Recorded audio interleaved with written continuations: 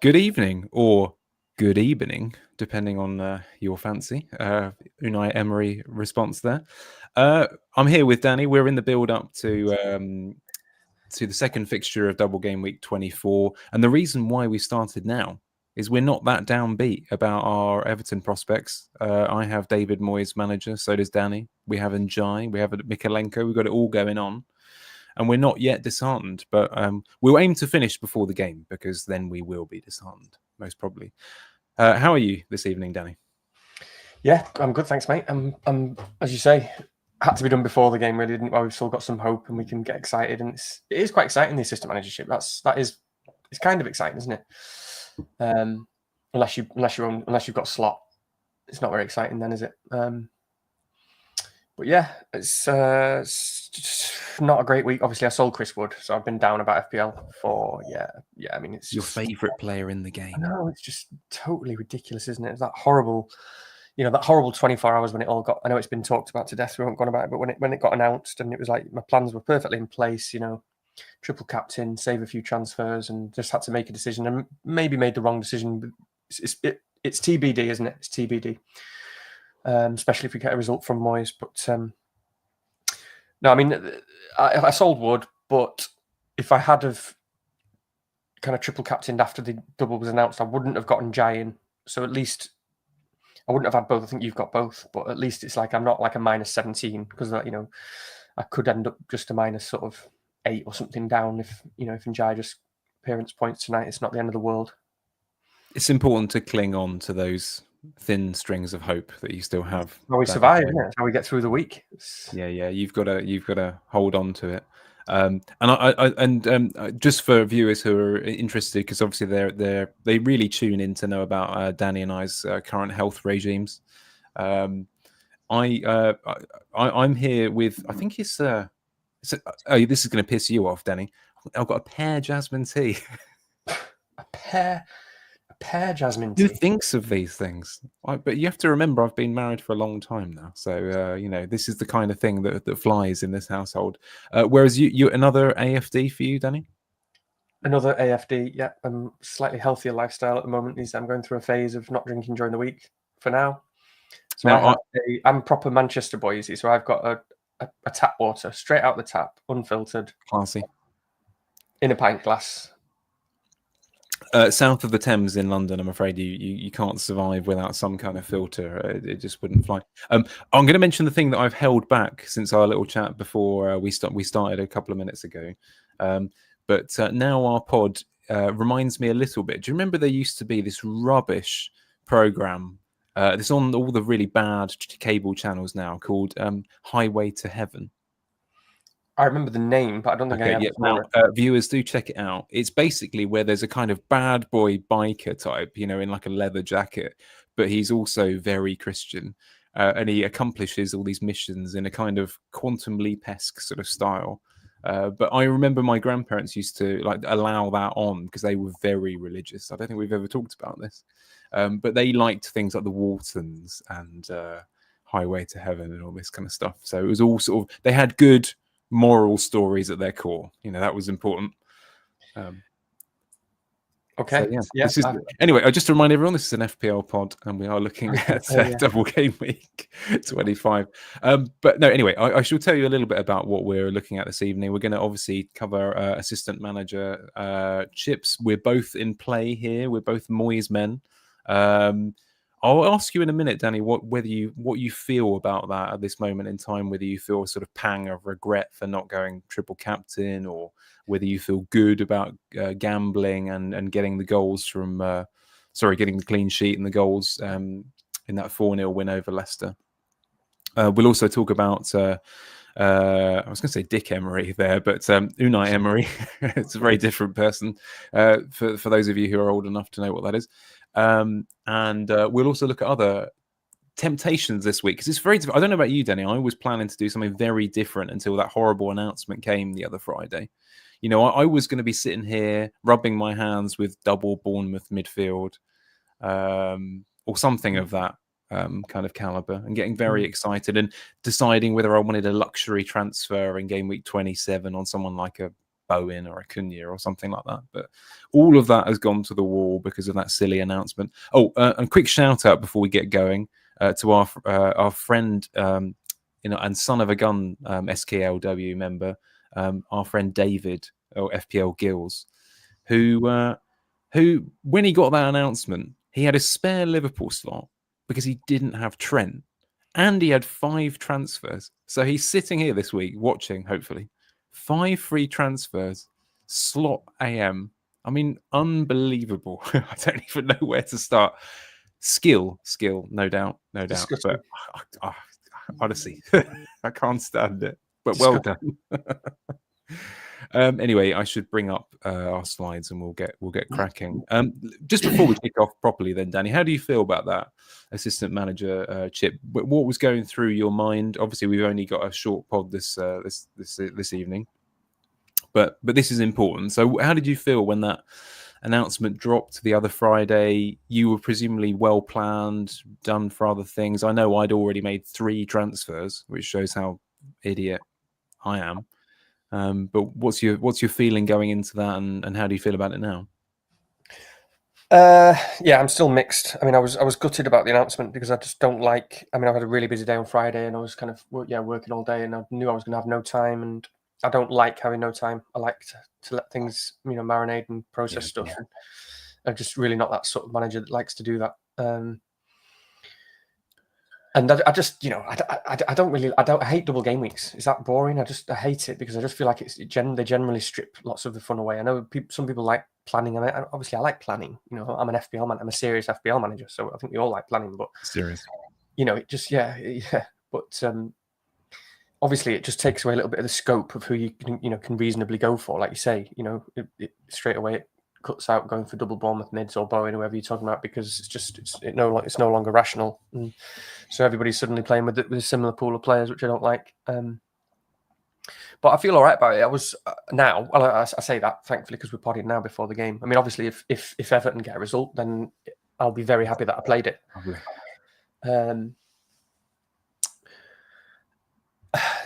So obviously, I had 4 transfers last week. I'd used 2 of them or something like that by Thursday, I think, or something. And I think I had 1 left or something on Friday. So I was obviously planning to triple captain like most people, which would have been great. But I'm not as bothered. I was really annoyed on Friday because of having decided to spend the last transfer on Njai, because obviously getting an Everton striker wasn't just to get an Everton striker, it was to be able to afford the manager last week and afford the manager next week. I only had like 0.1 in the bank or something. But a lot of people were in a similar boat where they could play the triple captain last week and maybe carried 1 or 2 transfers over, and certainly at least an extra one because you're not using transfer on your assistant manager the first time you activate it. But now I'm sort of less, the more I look at those Villa players, I don't know about you, but I mean, obviously I'm definitely scared about Rodgers, but I didn't own Rodgers anyway. I think Rodgers for me is probably the standout player of this double game week. But I wouldn't really want to sell any of the players that I've got for any Villa players anyway at the moment. Even if I had the free transfers. So that's how I feel right now. I'm not wild about the sort of the Isak to Watkins move and stuff like that. So actually, maybe it'll turn out okay. Maybe I don't need those transfers that I would have carried over, because I can get Emre and stuff like that. And yeah, at the end of the day, you're getting 5 matches out of the assistant managership, aren't you? And I've said to you for a while, the other thing I don't like about that chip is the planning around it and having to think at some point in the season in the future, I'm going to have to activate a chip that means I can't activate anything else for 3 weeks. It massively kind of restricts my moves and my transfers for those 3 weeks. And in a way, I'm sort of, by playing it in 24, I am getting it out of the way. I'm also getting the only time where we're going to get 5 fixtures out of it. And also, what's quite nice about it, and I can say this now before all the pain comes tonight and next week, but and I think you as well, are basically playing it in a way that's got the highest ceiling, the highest possible upside, by picking managers who've got table bonus 20 in 24, potential table bonus in 25, and even potentially in 26. Something quite nice and refreshing about playing a chip in such a way that it has that its highest possible potential. Yeah, I'm going to guess that you're about to ask me how I feel about it. Just because that is the way we have it. To be honest, I thought it was awful when that announcement dropped. I was really annoyed. It was right, obviously like you, was in the middle of what was it? It was probably about 11-12 on a work day, wasn't it? Right. On that Friday, and I had loads to do and all the rest of it. And I'd already taken a hit by that point already. So I was already 3 transfers deep, and they were all kind of quite necessary in my head moves, right? So I mean, not really, but it also switched me on to looking around me a little bit, and I thought, oh God, there are so many people, especially in the analytics community, people with 4 transfers. They've still got something like 4 transfers now. They're thinking about, should I have a little punt on an Arsenal player or something like this? It's incredible. Anyway, my team still isn't in a fit state to deal with assistant managership at all. I ummed and ahed over it. You were earlier. You stayed up till like 1 a.m. on the Friday or Saturday or whatever it was, and went for the chip, and were bold as you always are. I was drunk by 1 a.m. I think I'd made my decision by 8 p.m. and then after that I'd had too many beers. That was the problem with it. But drunkenness helps. As we'll see with my team in a bit, it's just patched up. It's a wreckage. It's a kind of wreckage on the highway, to quote a kind of Bruce Springsteen. Chris Wood owners, I do not want to hear anything out of you tonight about it being you've got Chris Wood. Yeah, I know, but I think that's a skill thing, though, isn't it? But no. Do you know what? To tell you the truth, I never even crossed my mind to sell Chris. The reason for me, though, you have to remember my position. I'd sold Raul Jimenez. And for me, I wasn't trying to alleviate any funds for assistant manager, right? So it's complete luck that I didn't have enough. That I didn't consider Chris Wood. I think I probably would have done in your position. But yeah. So there's that, and I've got Bruno to fix, Enzo to fix. I wouldn't have planned to play Njai, throughout, as I might have to now. And of course, this week I've got a situation where I've got to replace the assistant manager unless I want Crystal Palace away, which is not great anyway. And there's still all these problems. So it's a real humdinger this week. And I've got all my money locked up in 1 or 2 players that I would want to move on. So it's a real... So the team chat will be interesting later for anyone watching. You are. Feel free to put your comments in the chat when you see them pop up, because it is a bit of a humdinger for me this week. It is most weeks, because I never know what to do. But... Yes. For anyone who has just tuned in, I know that you're probably just finishing your, shepherd's pies or spaghetti carbonara or whatever it is that you might be having. I myself had some leftovers that I made on Monday, a black rice dish with some roast chicken, kale, and sugar snap peas. It's very tasty. Danny will eat later, I think that's my guess. But please do feel free to not only put your comments and questions in the chat. By the way, I can get them on the screen now because I'm clever. And I figured it out. But also, if you are passing a like button on your way and want to smash it, or a subscribe button and want to hit it even harder, feel free to do so as well. Danny, let's kick off properly. Okay, so I suppose assistant manager, first of all, you're in a position then, have you got some money in the bank? I've got like 0.8 or something, so I deliberately... Pretty healthy. Yeah, it's enough it's not enough for the top. It's not enough for the 1.5 managers, but it's enough for everyone else. Oh, that's interesting. So that also will have a knock-on effect in game week 26 as well, which is something I want to talk about a bit later on. Because I've seen a few people who are just... It's absolutely fine, obviously, just wandering into Emery, and that's fine. It's probably what I plan to do. But they haven't necessarily thought about game week 26 that carefully. And of course, there are some options at every price range. I'm quite excited about the prospect. I know this is very unlikely, but I did hear it mentioned the other day that there is a scenario where if Aston Villa win against Liverpool, then and there is some other result that needs to come to pass. But essentially, there is a slim chance that Newcastle versus Nottingham Forest becomes a table bonus game, and I quite like that one. That's quite exciting to me. So I've got my eye on that one if that does come to pass. But yeah, game week 26 is worth considering as well. But this week, so I think my position on it, because because I've got Moyes as well. I've only got 0.3 in the bank. So it really is, as you can imagine, it's Emery or bust. Or if I want someone else, I would have to take an extra move, which we'll talk about later on. The Trent situation, which we'll talk about in a minute, has opened up a window for some people to a slot option, but that looks like it might have resolved itself, and we can talk about that in a few minutes' time. But anyway, what I was going to say is Emery is an interesting one, because I do think, as you say, obviously got table bonus option on the second game. Villa, good home record. I think I only lost once. And I think the key thing that attracts me to them is I'm not really interested in any of their players, which I know is a peculiar scenario. If I had Rodgers, I'd be very happy, but there's almost zero chance that I will be adding any Aston Villa players myself this week. And I do expect them to be one of the teams where you look at them and it just instantly screams out, point spreading and goal spreading. I mean, I look at your people like, obviously, Watkins, we don't know about the fitness yet. Well, not unless you've heard something.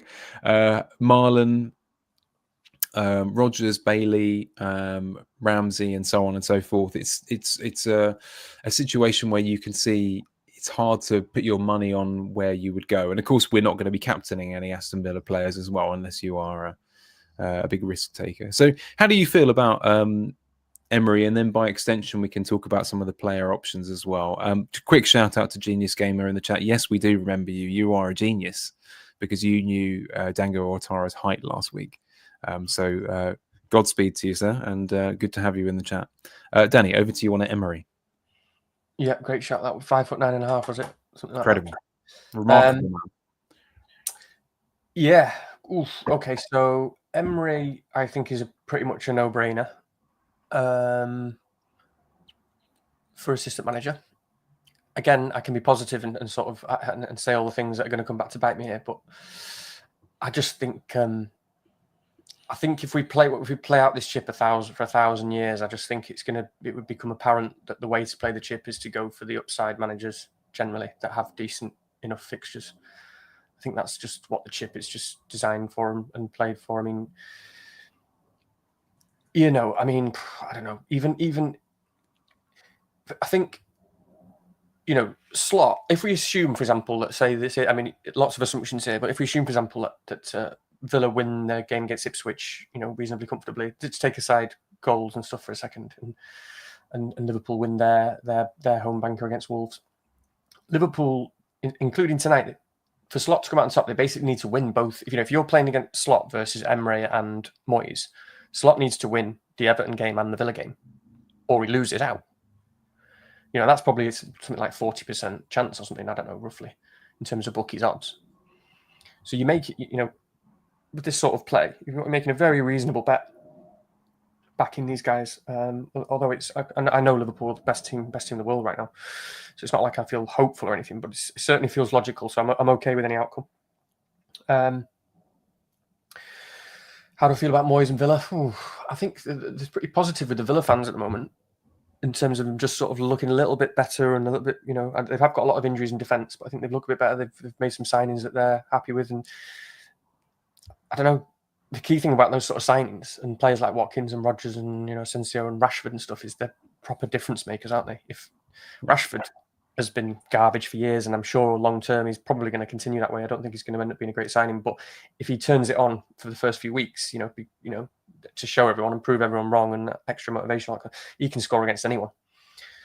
So they can do something against Liverpool. What I like about it as well in Liverpool matches, it's the Wednesday night. I know that sort of sounds silly, but I do. These little intangibles that you like sometimes. If it was the other way around and Villa had Ipswich on the Wednesday night and Liverpool on the 3 p.m, you'd think, oh God, but got a nice little break. They've got Liverpool on the Wednesday night, so yeah, it's nice. So I feel okay about it. Just feels logical. I'm not excited by it. It just feels logical. But yeah, in terms of the players, it's a funny one, isn't it? Because you've got lots of people who've already got Villa players in place, which is fine. The interesting thing about those guys, though, so many people are going to be benching some ridiculous players this week, and so anything can happen. I mean, yeah, not me, but yeah, nearly every team that, for example, had Rodgers, the Rodgers is their 8th attacker. Yeah. In virtually every team, and certainly given that we've had the Bournemouth midfielders around for the last 3 weeks, so I've seen people just saying, "Oh, I've got a bench one of," and the genuine list is Wood, Isak, Boomo, or I don't know, Cliver or something like that. So that's going to be interesting. That could go massively either way. Because you've got to start Rodgers, because I do think Rodgers scares me a little bit, because looking at this performance last week in the Cup, he is on it at the moment. He's definitely gone up a level in terms of his own confidence in his ability to contribute to the game with goals and assists. I think that's changed a little bit now. He seems to have moved up a gear. So that is a little bit worrying for sure, because he's the one who's pretty much nailed. But obviously, I don't know. Let's hope that it's slightly disrupted by the likes of Rashford and new signings in terms of moving players around in positions. I would imagine that if Rashford does start on the left, for example, he doesn't get back. Rashford's not, he's not going to do any of the dirty work. So maybe Rodgers has to do a bit more of the dirty work, hopefully. Just a quick one on that. I love to do a little stat guessing game, and feel free in the chat if you want to join in on this. Would you like to guess the XGI for Morgan Rodgers in the last 4 game weeks? Oh, God. I love it. Why do I not come prepared anymore to these things? Because I'm the new stats man. And I know you're going to catch me out. In the last 4? In the last 4, XGI. So not per game, in total. So non-pen XGI? Oof. Yeah, everyone in the chat, come on. I know there's only a handful of you because of the way we all work. CM Punk guessing. You'll be impressed by this, Danny. Okay. 0.6 combined. Oh yeah, nice. I just saw that. Come on. Okay. Yeah, thank you. Nice, lovely. I don't know. It must be something. It must be pretty low then. So last 4, I don't know. Yeah, point 0.6. Oh, you agree with CM Punk? 0.28. Nice. Okay. Obviously, Aaron Irvin in the chat, by the way, you are an absolute genius, sir. I will be sending you a bag of hobnobs.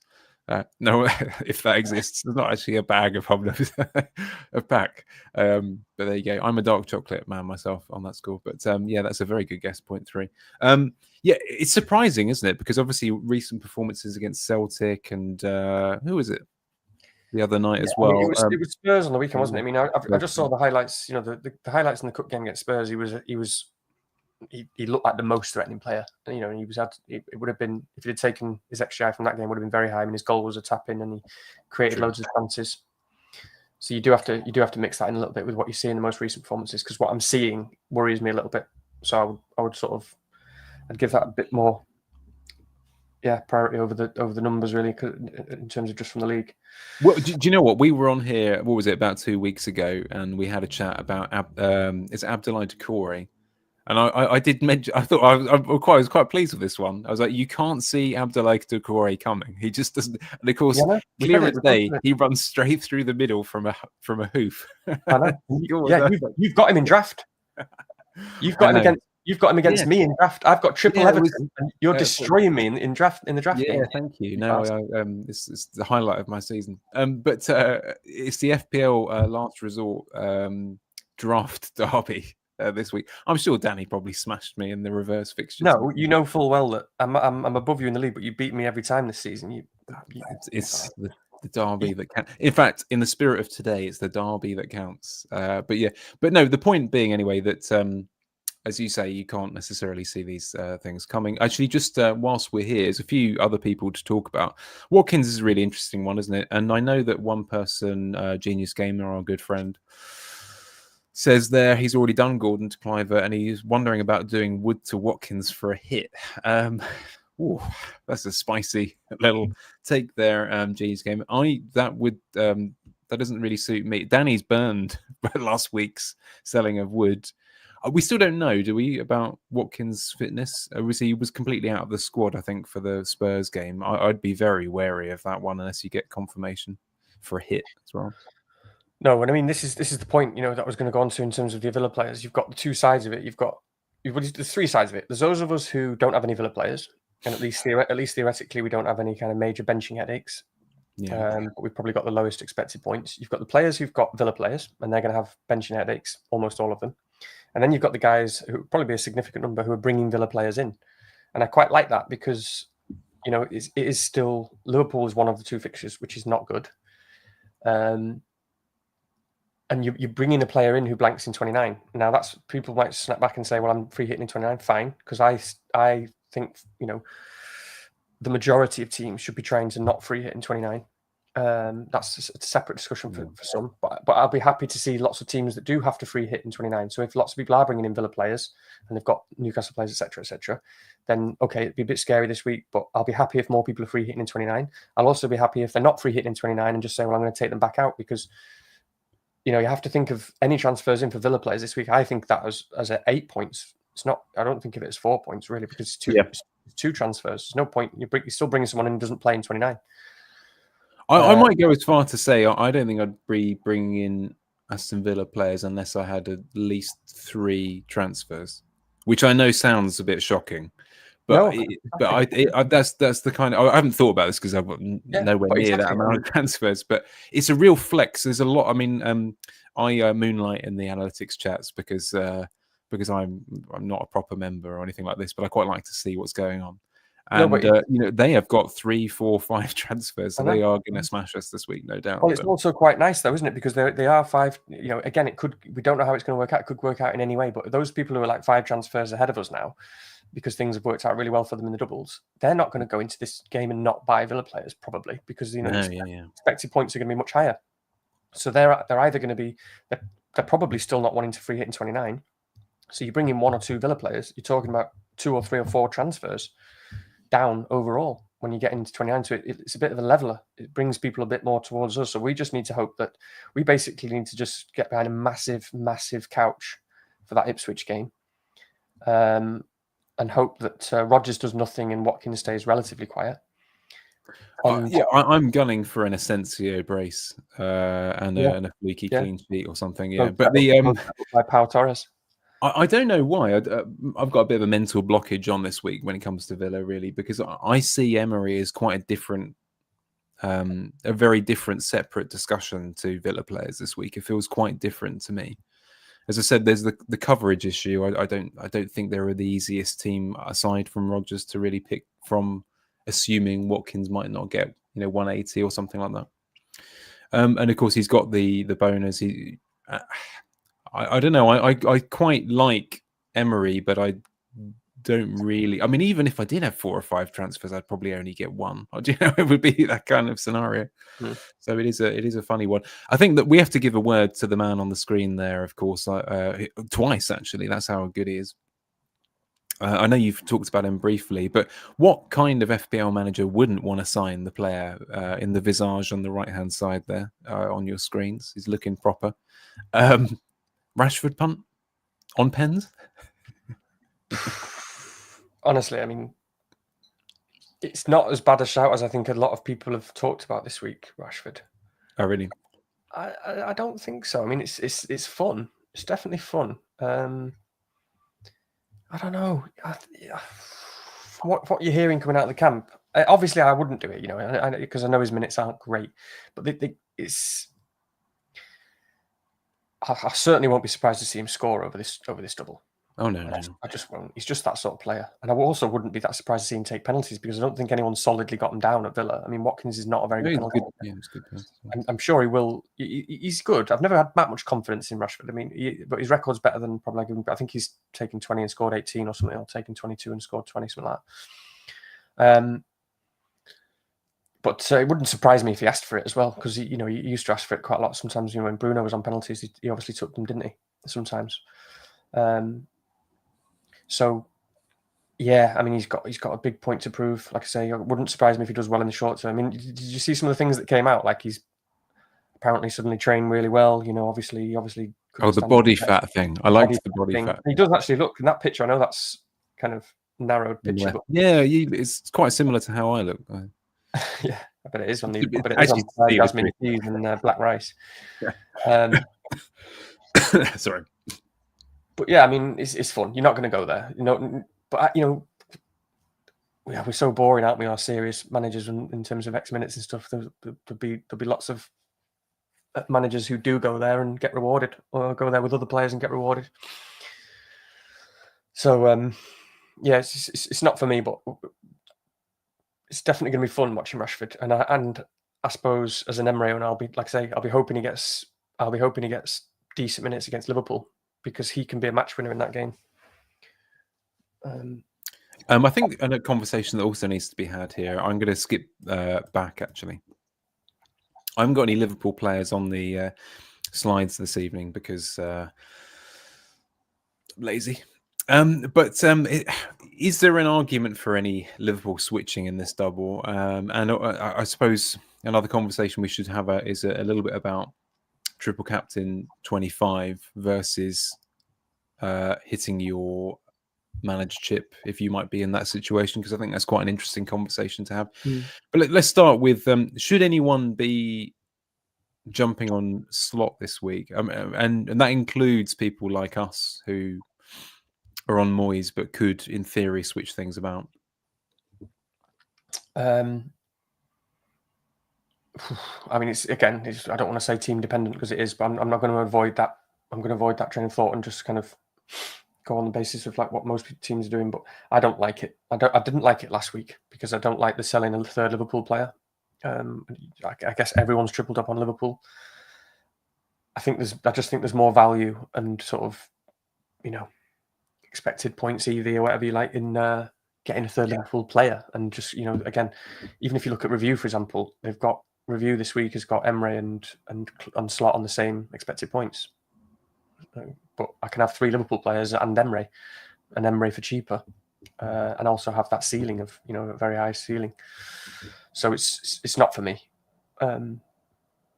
It's like this week. Again, different permutations and stuff. But if Liverpool win tonight, Moyes loses. Well, if they win with a clean sheet, you and I have got. I think you have as well. Both got Alisson. Yeah, lovely. For example, and that will probably, I don't know, it'll pretty much even it out. So I'm like, it's not the end of the world, So no, I don't really like it. I also quite like people who've got the Gakpo position, stuff like that, because that's quite a nice position going into 29 to be able to make an easy switch to people like Cunha or Wood.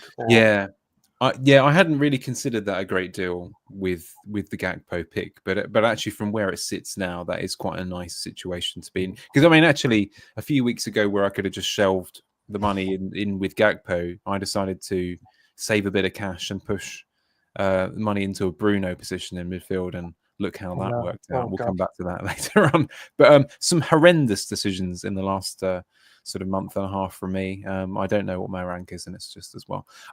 Quick, but just coming back, because we didn't really cover it.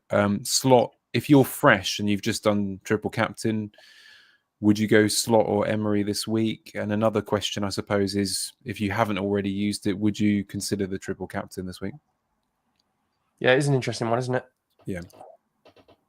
Because, oh God, it's a really good, I don't think we're probably not going to get another chance to triple captain Salah later on. So it's definitely a viable play. It's obviously the question of kind of what people don't like is there's so many unknowns, in terms of the assistant manager chip, especially later on in the season.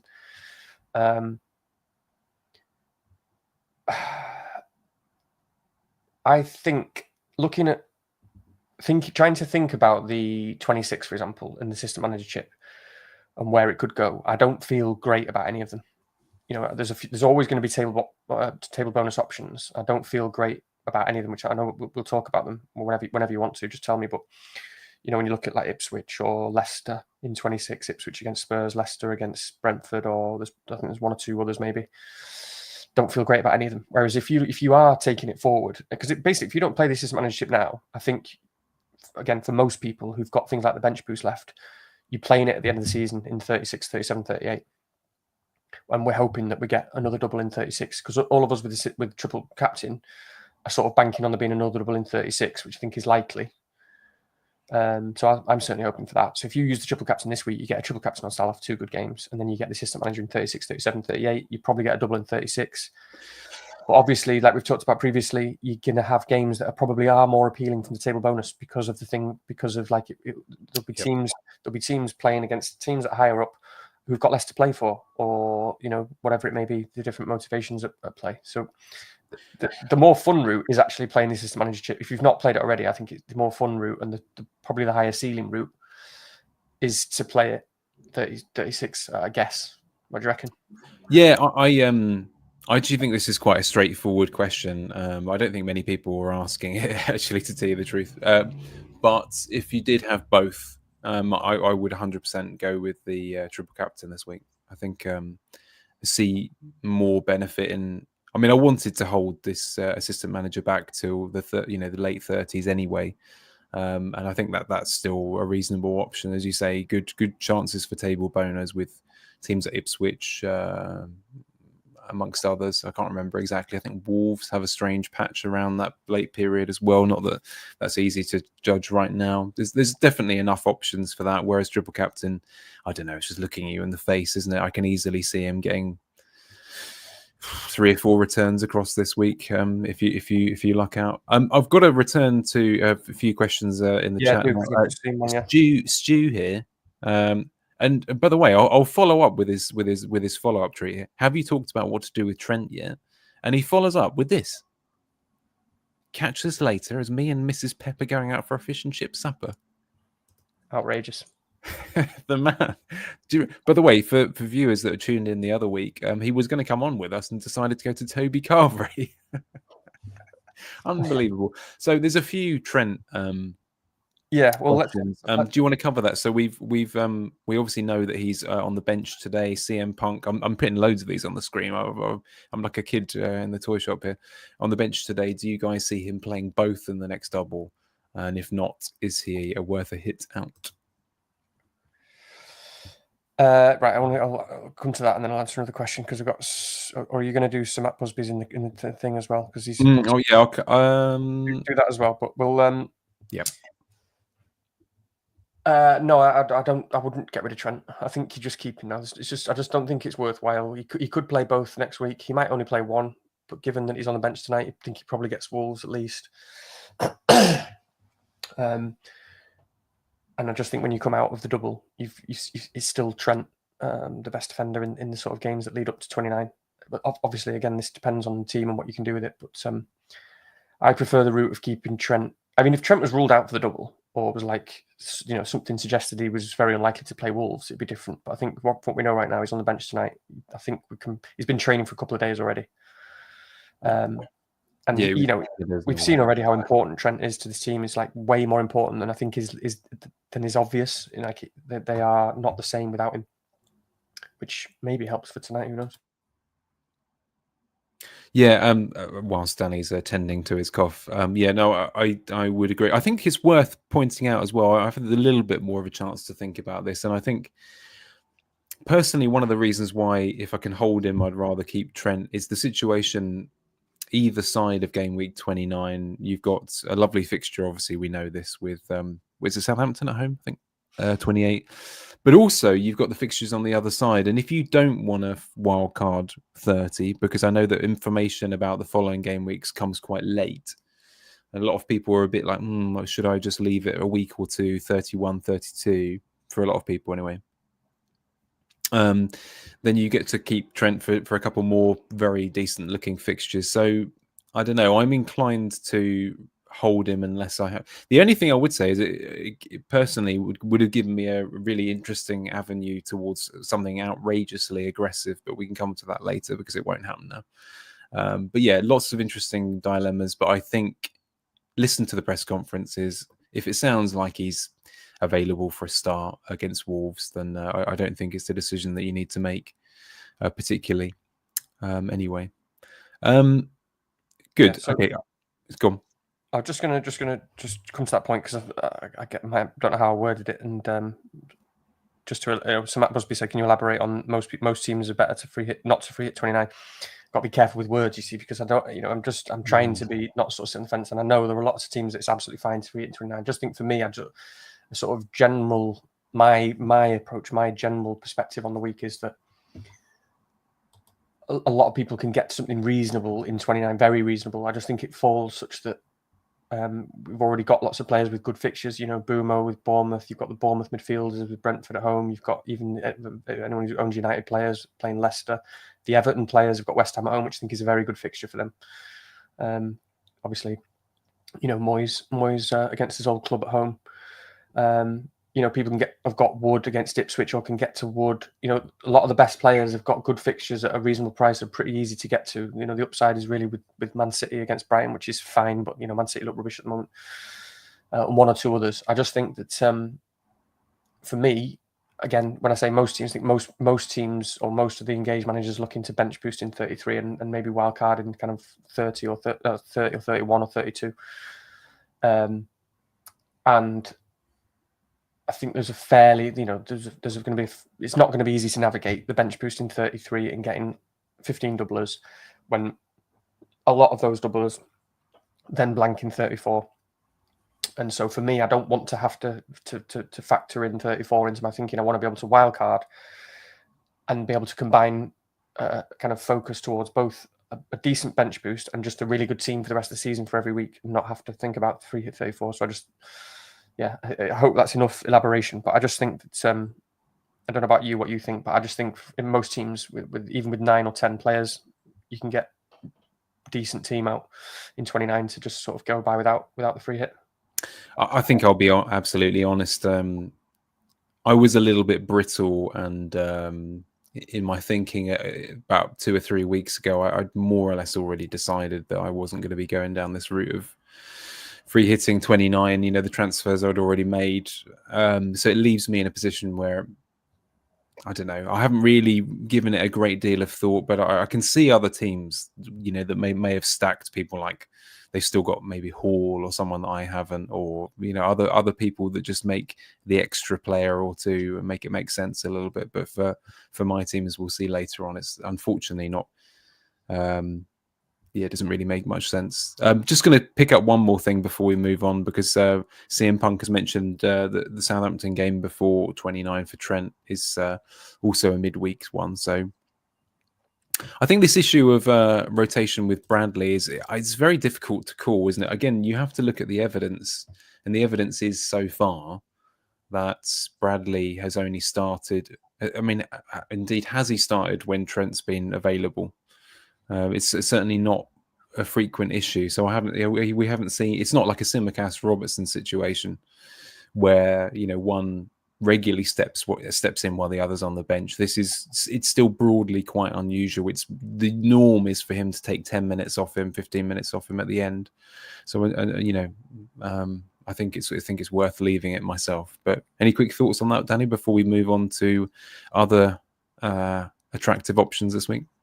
No, I think you pretty much said it. You know, I just think we need to go off the evidence. The evidence is that they're not really rotating. And Trent is incredibly important to Liverpool and the way they play, and all the creativity goes through him. I think the only way that, you know, it becomes an issue is if, you know, Trent has got some kind of muscle issue with his injury. If his injury is anything that they need to manage, then it's a problem. But at the moment, he's just missed one game. You know, he's back in training. So unless we hear something like that, then I don't think I think the rotation threat is being overplayed with Bradley. We'll move on to, because I know the other discussion a lot of people were having this week is, you know, does one ignore some perfectly good long-term options like we got on the screen there with Bournemouth? You know, someone who plays through 29, has continuously good fixtures until potential double game week 33, which is you know, as I said again with Bournemouth. And it's very difficult, isn't it? Because I personally this week, if you'd taken away the announcement the other Friday, as I said, I'd be sitting here with, you know, Atara and Cliver already, because I'd have hit the early price changes. I know what I'm like. I would have done that. And I'd be sitting here and I'd be very well planned for this week. And I'd be like, yeah, absolutely fine. Not a problem at all. It's all sorted. But of course, that did run roughshod a little bit through plans. So I suppose the big question is let's just start with a fairly obvious one this week. If you were buying Rodgers or Bournemouth midfielder? Well, if I was, I would.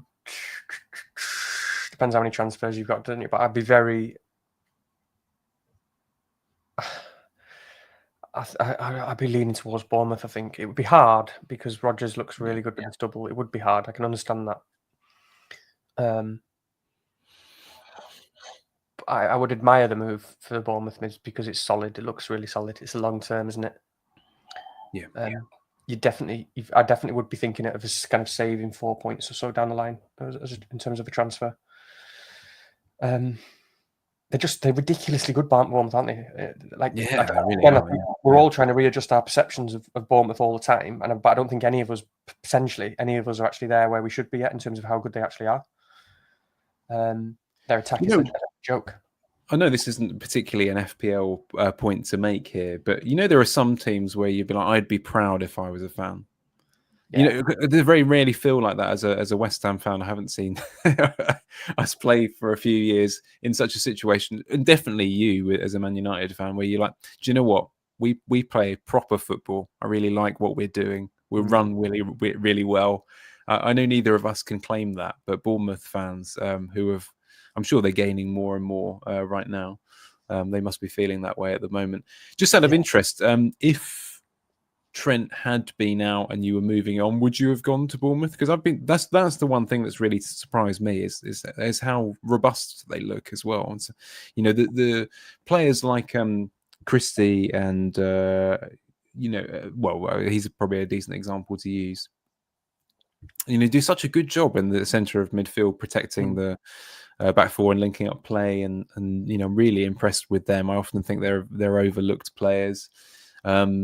Howson or Huyson, I'm not very sure.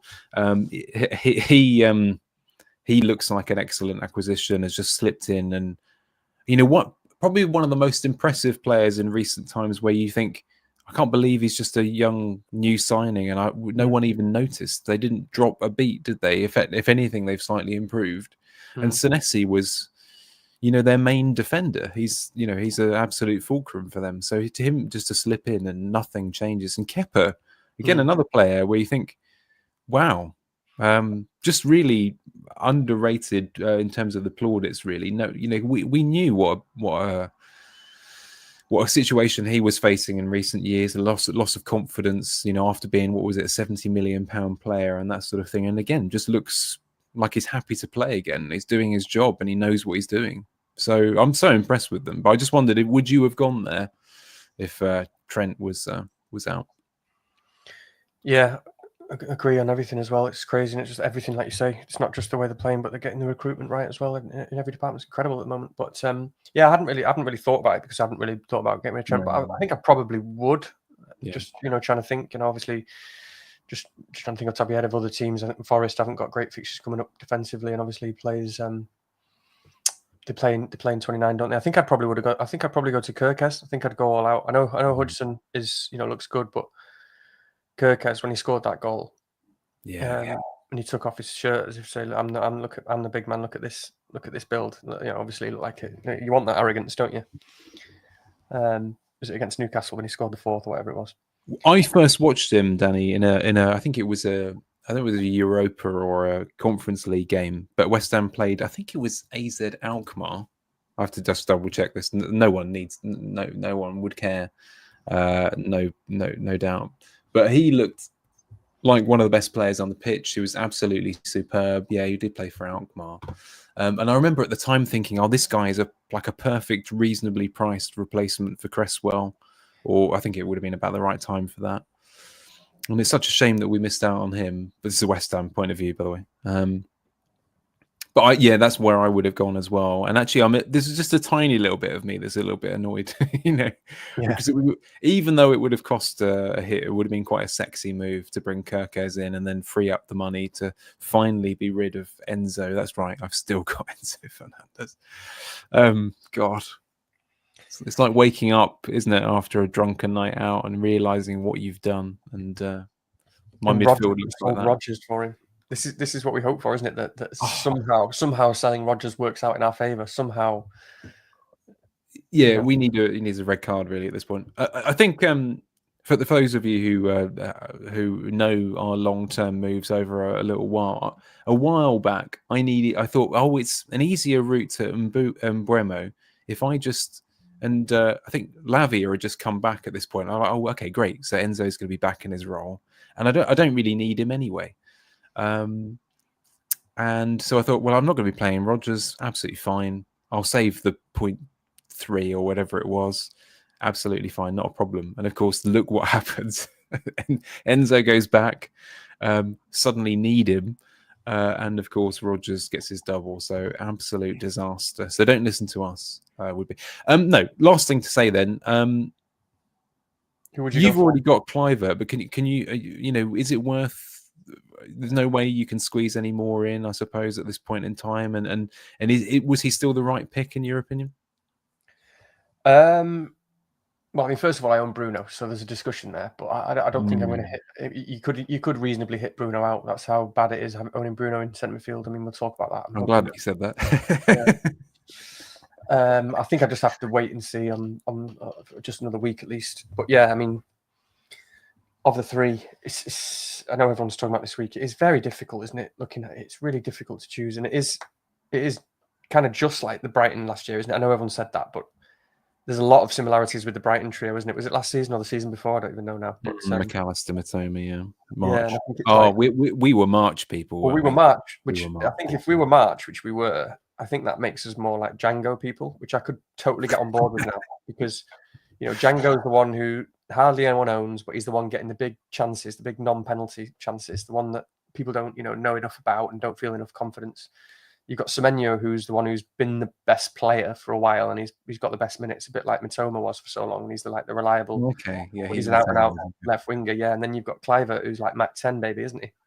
And it's just, I guess Kluivert's a bit more attacking than Mac 10, but Mac 10 had better minutes, and they were both there for the penalties. It's all come back to pass, isn't it? I remember that season being not a Mitoma person. Exactly. I was a Mac and yeah, Mac and March, yeah, Mac 10 exactly. and March. Whereas this season it's exactly the same. Do you know what? It is a funny one though, isn't it? Because Semenyo still looks so good. Like obviously the swagger with the penalty in the FA Cup, and I think him playing off the left is a slightly compromised situation. I don't think it really makes a huge difference, but it's just a little note. I think he's been playing a little bit more off the left, hasn't he? Which I know some people think leans him less towards shooting. I honestly don't think Semenyo's built any other way. I think he's just going to shoot from wherever he is, to tell you the truth. It would still be Kluivert for me if I was picking, and indeed that is an option for me later on. But plus the other thing, by the way, is his ownership's gone up mental, isn't it, recently? So I think that is a little bit of a factor for some people as well. But yeah, all very good options. But I am a little bit anything is possible this week. I was disappointed that I can't get Kirkheads anymore. I still want Kluivert, and there's a tiny bit of me that might even get a couple and do a high roller play. But you'll see the options I have in a minute or two. I'm just going to say one other name because or one other team, because I think we have mentioned them a few weeks in a row, but people went cold on them a little bit last week after their result. Brentford, is there any room to still bring one in? I know some people might, for example, sell Gakpo to Wissa and free up the slot spot if they've got enough transfers and they want slot for a first run at assistant manager, something like that, or they're benching Mbuemo, which is a really interesting one. What's your thought on Brentford at the moment? Just generally in terms of bringing them in? Well, it's bringing them in, making sure you play them away at West Ham, of course, is something I can talk about briefly. Yeah, I mean, I don't think you can ever bench Bumo, pretty much, again, as a sort of general rule. Maybe if he had Liverpool this week and the rest of them had really good fixtures, but I don't think you can bench Bumo. And I think you want to get him in. But I think people have got the choice. I think people either own Bumo, which is fine, and you play him, or I think maybe people have got the choice of whether to buy Bumo and one of the Bournemouth guys. And actually, it's pretty tough, actually. It is. It is tough because Bumo is still better than all three of them. Okay, and it's for sure, and it's not even close. But obviously, he's what is he? I don't know, 2 million more, 3 million more. I don't even know. Can't remember how much Bumo is. So quite a lot more. Yeah, he's almost 2. I think Clivert's 5.9 now, isn't he? So that it's. I think actually Mbeumo would have gone up. So yeah, it is 2 million. It is 2 million. 2 million-ish. Okay, so I don't know. I mean, still thinking about Bournemouth. It is so interesting these choice of these three. First of all, isn't it? Because I really don't know. I have got Clivert in my team already, and I am happy with Clivert. But it is such an interesting dynamic because this could go any way. And I mean, Semenyo is the one with the minutes, and he's been the best player. He's the best player. I think he's looked better on the left. He's looked better to me. And I don't know what you think, but his performances have improved on the left. And you'd think theoretically he would shoot a bit less. You'd think it would be actually maybe be better for the other two, him on the left, because obviously a bit more crosses coming in and he's doing a bit more of the dirty work in terms of taking people on and creating chances and stuff. But I don't know, like my only reservation with Cliver is it feels a little more, if anything, I do still think I have him slightly, as my favourite one, which I'm glad of because I own him.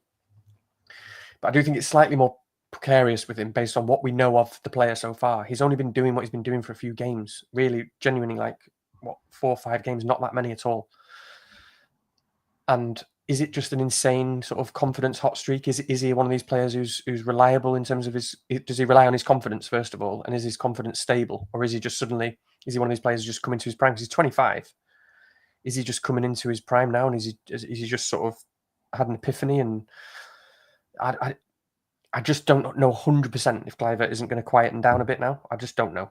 I'd like to think he won't. I'd like to think he won't. And I think that probably having a kid is probably a good thing. Generally, is a good thing for players. Oh God, I forgot about that. Yeah, yeah, exactly. So I mean, minutes wise, who knows if it could? I think it would have to be the worst possible timing to have the baby for him to not make the game. I think most players, sadly, wouldn't even be there. They'd just be at the game.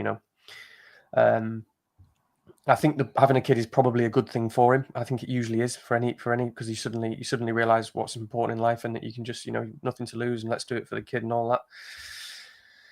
So yeah, Clivert sort of still feels like the form player, the one we're relying on for the form, and he's just got that bonus of penalties. Where with Django, I do really like because he's relying on a lot less of these kind of intangibles for me. He just looks like such a utility player. He doesn't look like it's based on confidence. He looks like he's one of these guys who just don't give a shit naturally.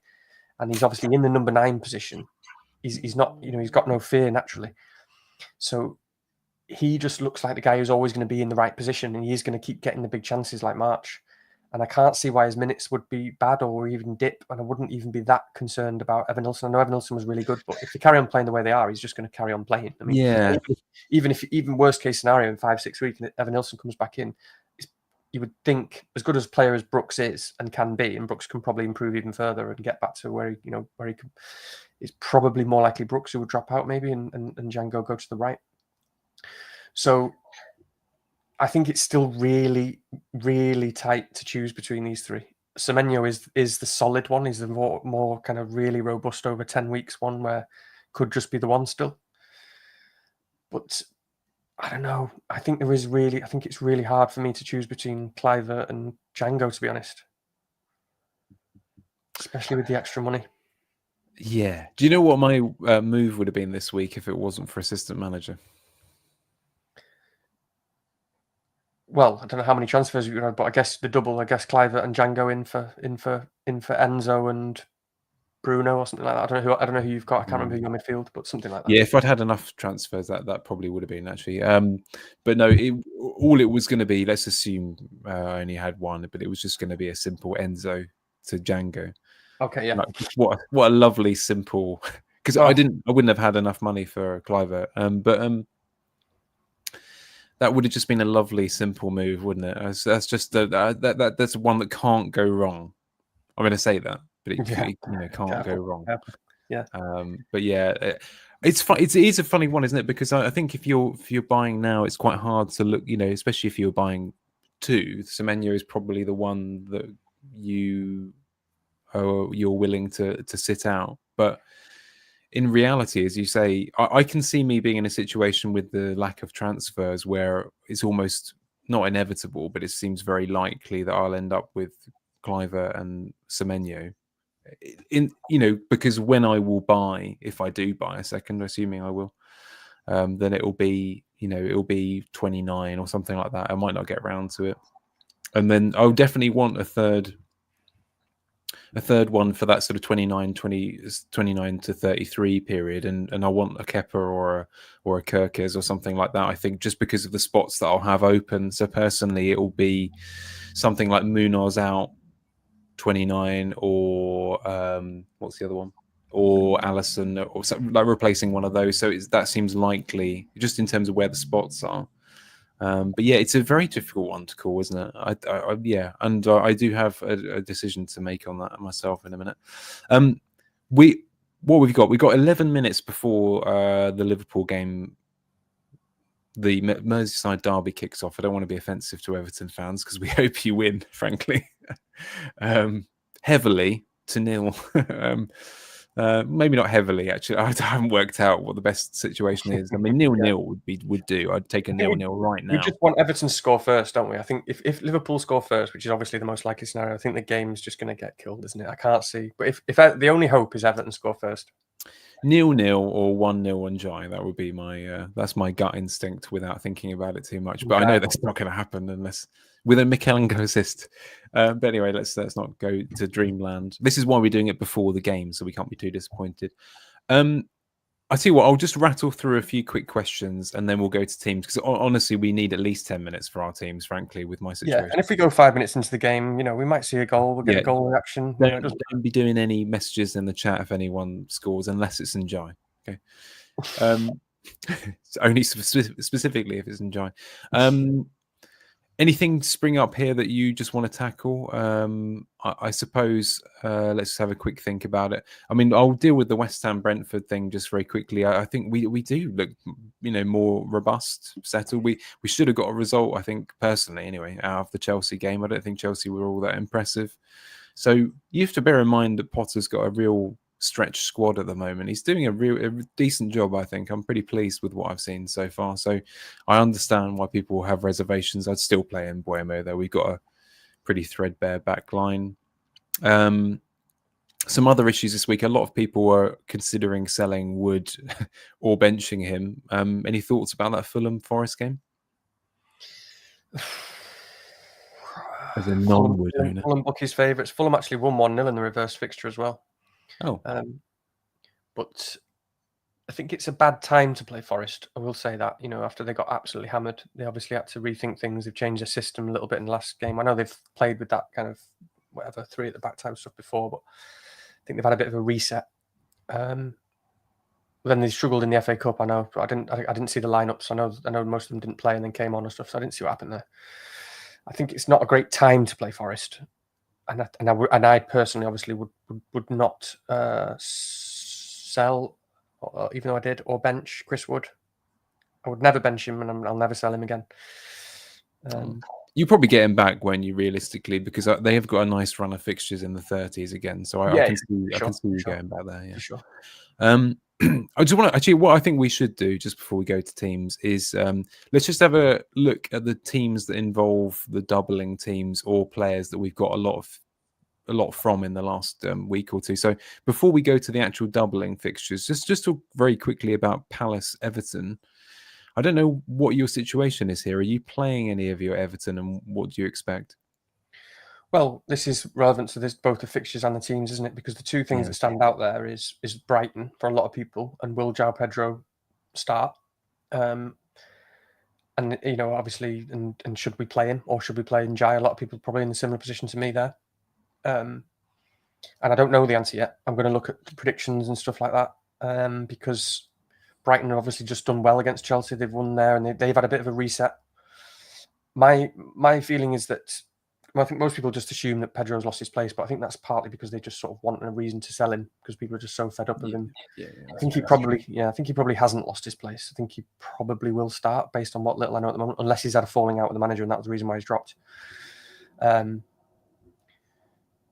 mean, in terms of Everton players and Palace away is a terrible fixture right now because they're just so good defensively and they're just sort of so organised and they're not particularly ambitious going forward. So it's not a great. It's whilst I really like Njai, for example, as a player, I think he's just sensational. By the way, and think I think that's people really starting to realise. Everton fans, you search Njai online at the moment on Twitter, and they're all like, "Oh my god, this guy!" They'll be like, the ratings for like last weekend's game was like everyone was terrible, but Njai was absolutely electric, and I don't think he ever plays badly. I said to you, didn't I, that my dad said he's one of the best players who's ever played for Sheffield United. Yeah. People laugh at that comment, but people are already at Everton. I mean, I honestly saw one comment on Twitter the other day saying Njai's the best player we've had for 10 years at Everton, and they're already saying that because of how good a player this guy actually is. But obviously, again, just from a meta perspective, you try and think of these players, and Njai is 90 minutes penalties. So there's 2 huge boxes ticked there, and he is an attacker. He's not a forward. He's not a 9. So he's always got a good baseline as a player. It's just that Palace away is a really bad fixture for attackers. So you don't really want to be playing your players there, do you? No.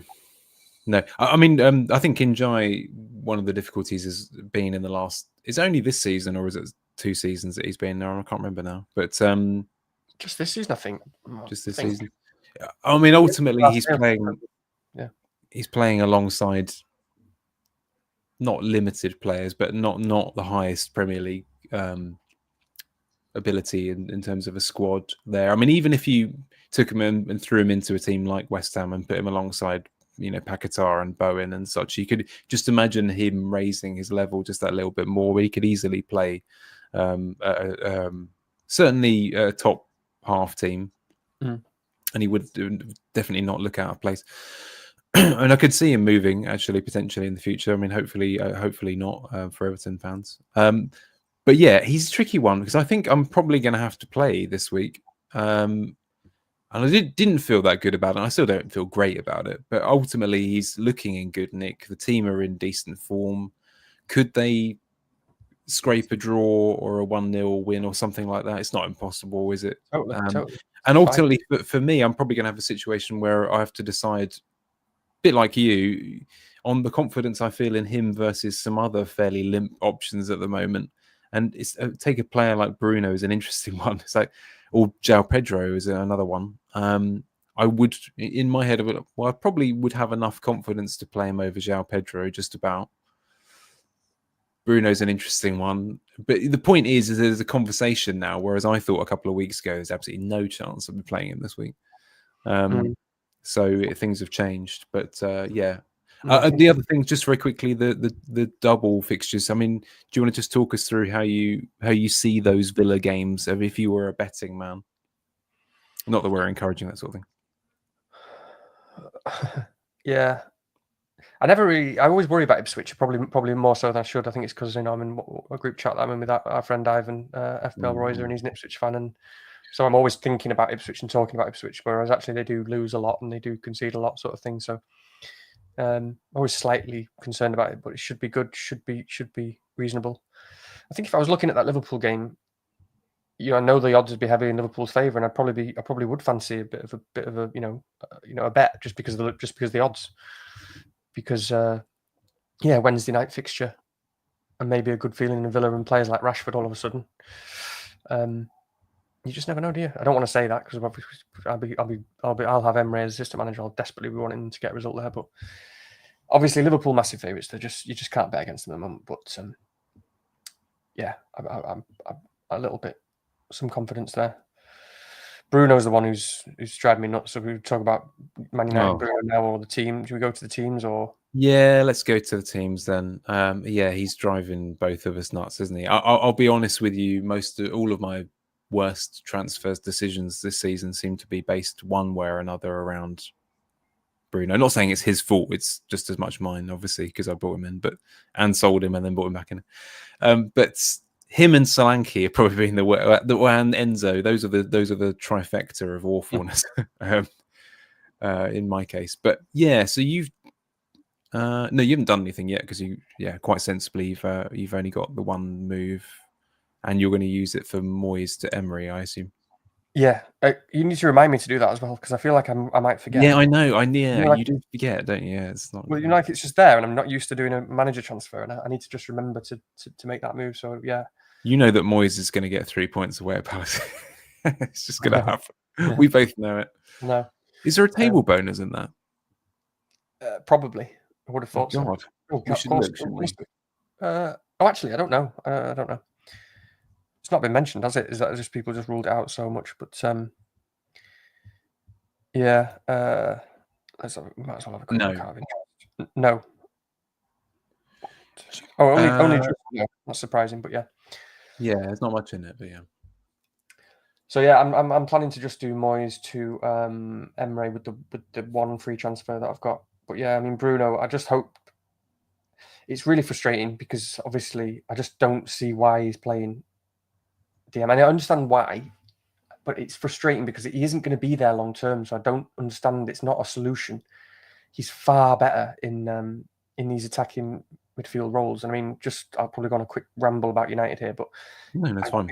I guess the general the general point or the general reasoning is A, for a bit of control, but B, for someone who can play these sort of long diagonal passes and these passes to be able to kind of, with this system that he likes to get out wide and kind of long balls. And he doesn't think that anyone else have that ability, which Mainu isn't really the sort of player who can do that. I understand that. I really like Collier. I don't understand why Collier isn't playing, because I think it's not the hardest skill in the world, just hitting a 30-yard long ball or a 40-yard young ball.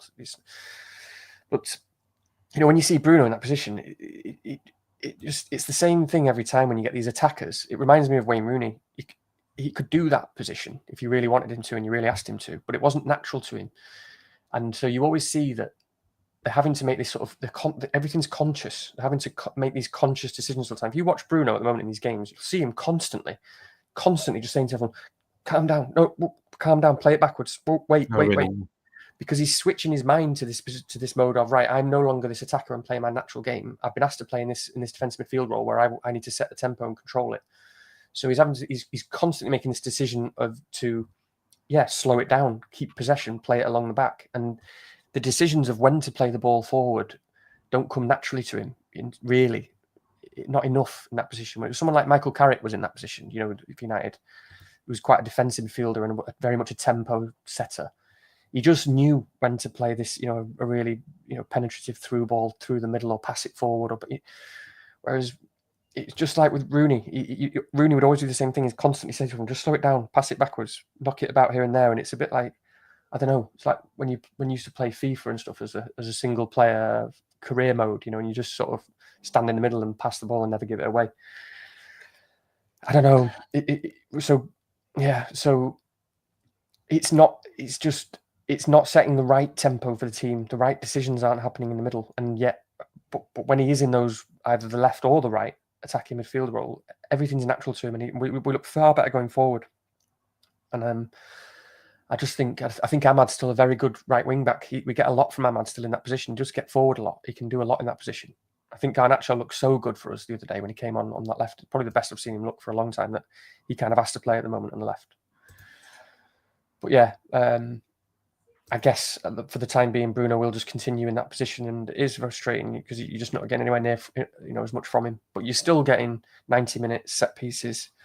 Even in that cup game against Leicester when he set up the goal for Maguire, didn't at the end, and you're just hoping for penalties. So yeah, I would encourage anyone. I just had a peek out of interest, really, to just compare Bruno Fernandes's heat map. I know that I'm not big on I'm not huge on this as a method of judging anyone, because he's especially not a good player to use for that, is he? Because he is everywhere. But if you compare it for the season, for example, versus the last, I don't know, few weeks or something, it is quite different. It doesn't look good. He's not. There's not much heat for one thing. Which is what. But whereas if you compare a season long, it looks like it's just one big ball of fire. So yeah, worth a look. And if you're like me and you want to compare Bournemouth midfielders, it won't help you. Let's just say that much. Yeah. Okay. So, but you think you're probably gonna leave it at that? It's quite hard for you because, of course, you have Kluivert. I'd be interested if let's just assume, for the sake of argument, that you didn't have any Bournemouth midfielders and you had three up top, etc. Would you consider ditching Bruno? Because obviously you've got no Bournemouth coverage. It just feels a little bit different, and I've got a reason for asking. Yeah, I would definitely consider it, especially if I had a free transfer. I wouldn't do it for -4 because I just think Spurs have got a lot of injuries. It's the sort of game that I feel like probably theoretically should work out quite well for United versus a team that's going to sit in and stuff. I quite like the fixture, so I wouldn't do it for a hit, but I would if it wasn't for a hit and I own no Bournemouth, then I probably would, yeah, because obviously it just frees up loads of cash. This conversation can continue, Senor. Yeah. Don't know why I said Senor. Anyway, this is what I've got on the screen now. Okay, just to explain, because I do feel like it needs various caveats here, and maybe I'm just trying to force a certain direction here. But this is why I was still hovering over the Moyes button quite late, because, as I said, if I didn't press the button on Moyes, I would have just done a simple Enzo to Django this week. And you can, obviously the team looks in so much better shape because I can bench one of Njai and Bruno. But I mean, realistically, I'd probably still have benched Njai, I suppose. And then everything looks fine. I'd probably. This is why I wanted to really hold that AM chip probably until the 30s, really, and then I would have been perfectly happy. I would have had some Bournemouth as well. Now the situation is such that I've got 0.3 in the bank, so you can see what's the problem here. If I bring in Emery, then I've got nothing, and it means that I basically play that team for 2 weeks in a row. Still got Enzo dripping out. So it is a bit. And the other thing is that, of course, if I just continue to play this team for 2 weeks in a row as it is, the next week I don't have a shot at anyone over a 0.8. Right, you do. So what can I get? I can get. Say again? No one worthwhile. I think all the best options are 0.8 or less next week. Really? Interesting. Yeah, because I think you either leave it on Emery and save a transfer, which is fine, or you go Ipswich or Leicester, personally. Yeah, that would be a good conversation next week. I think personally I'd like... Well, this is the thing. Again, you don't have to think about this as much, but you've got a little bit more in the bank for that decision. Of course, you can got the how option if it really turns out that nice direction. And who else is there? I think there might be a Fulham one potentially as well. I can't remember. But yeah, there's a few. But point being is that I rule myself out from anyone above Emery if I want to do that, right? So Arteta or whatever. I know people are looking at that and that sort of thing. I haven't really thought it through that much yet. You're basically facing, aren't you, the potential frustration, the dilemma where the frustration of not owning a Bournemouth midfielder for the next 2 weeks potentially, which is scary and frustrating, and then versus kind of suboptimal decision to bring one in this week for a hit. That's exactly what it is. Yeah, I think the thing is as well that so you can probably imagine if Trent had been out, I would probably have been forced into something quite aggressive, really, because I would have had to. I'd probably gone Kirkes, and then I've got tons of money, and obviously Enzo up. Just it's just so tempting. It would be difficult not to do it. So that would have been the case, but I don't think that's an option now if he's on the bench. If he gets any minutes at all tonight, or any comments like that, I'll probably leave that as it is. So yeah, the choices are this. I either leave it and just do the Emery thing. I just decide to take the aggressive move and just make sure. Essentially, it's a toss up between would I rather have Bruno +4 for 2 weeks, or Kluivert for and so on for 2 weeks, or something like that. And then, of course, if I did that, then it opens up this horrible other option where it's like, well, you could, in theory, be even more aggressive and have the second Bournemouth midfielder and take an outrageous hit. But of course, because of the lovely fixtures, we are talking again about Njai versus Atara and Semenyo, so even that is something that you could, in theory, do. It's a bit of a tricky one. I know that on paper you would just leave it as it is, but it's very difficult to watch. It's scary. Bruno playing deep, and of course the thing is, I think if I commit to keeping Bruno this week, I'm keeping him throughout, right? Probably and potentially, yeah. I mean, one thing I guess it's just kind of Spurs give a lot of penalties away, don't they? Maybe that's just it's an outside chance, but they do give a lot of penalties away, and they're a bit they are dodgy at the back like that. Yeah. I think one thing I feel like we've been quite a while from seeing Bournemouth, and just we've also got Clivert having a kid. Maybe that is significant. In terms of, is it the right week to bring him in if you were going to go to Clivert? But you do get that one week where Bournemouth have back, and they're back playing what is on paper a very good fixture. I think the last two fixtures have been Liverpool and Newcastle. So at least you get to see. You do get to see. You've got a good player. You've got an extra 4 points by not taking a hit. You'll probably be fairly more set on which one of those Bournemouth midfielders you actually want after watching them play Southampton. It would still be a hit next week. So. No, I know. Yeah, but you're thinking about 29 ahead, and at least if you get to next week, that's one of the good games down anyway. But no, I mean, it is very tough for you. My gut reaction is I would give it another week or two. My gut reaction is I wouldn't take a hit, but I can understand the frustration, and it's a bit scary. So I don't know. I haven't thought about it.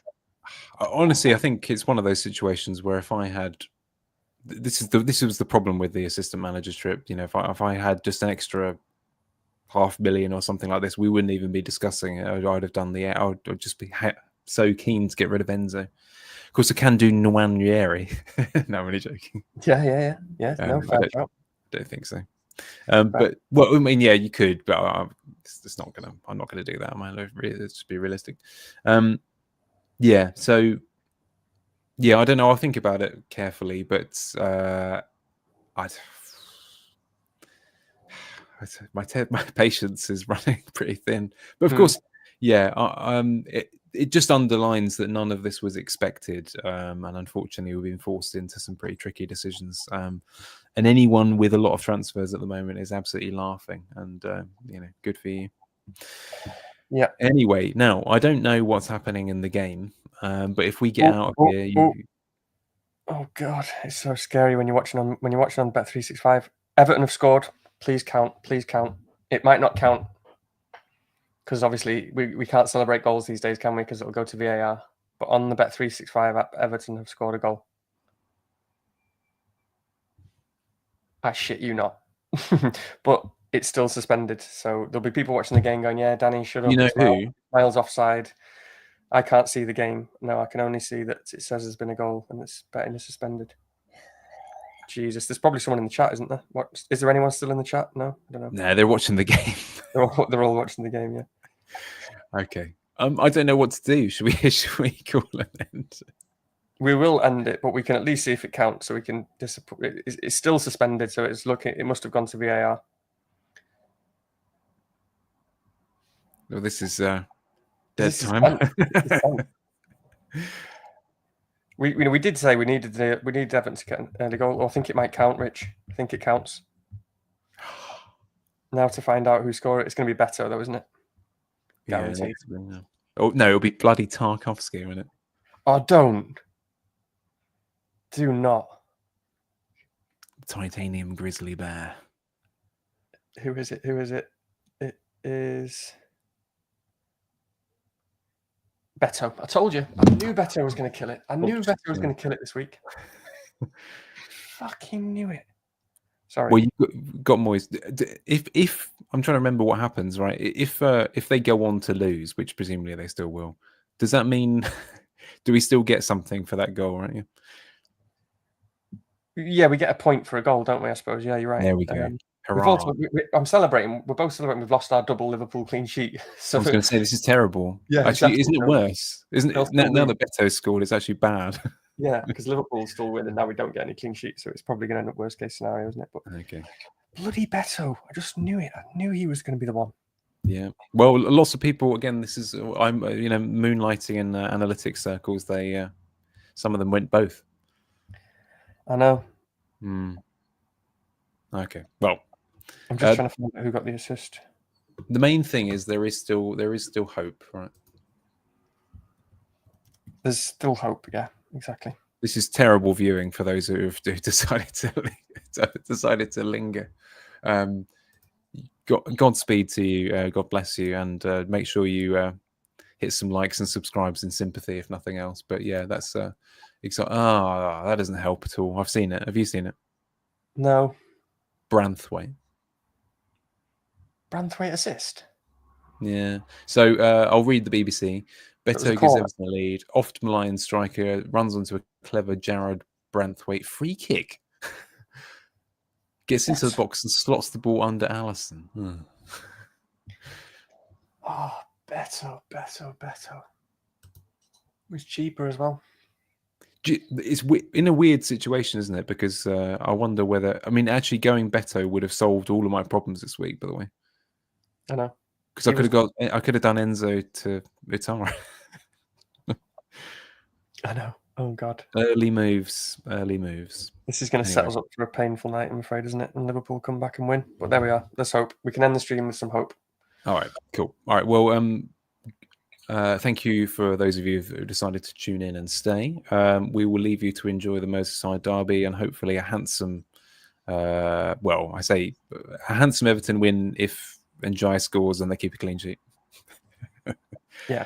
Which is not too much to ask, I'm sure. I will continue to chew on my Bournemouth Bruno decision. Great. Well, thank you very much, Danny. And we'll talk again. I mean, we'll inevitably talk a little bit more close to deadline. It's a Friday deadline, isn't it? Yeah. Don't let me forget. Okay, good. But that's something. It might be worth doing the Emery thing a little bit in advance of deadline then to avoid the nastiness. Cool. All right. Cool. Well, have a good evening, and we'll see you all next week. Nice one all. Cool.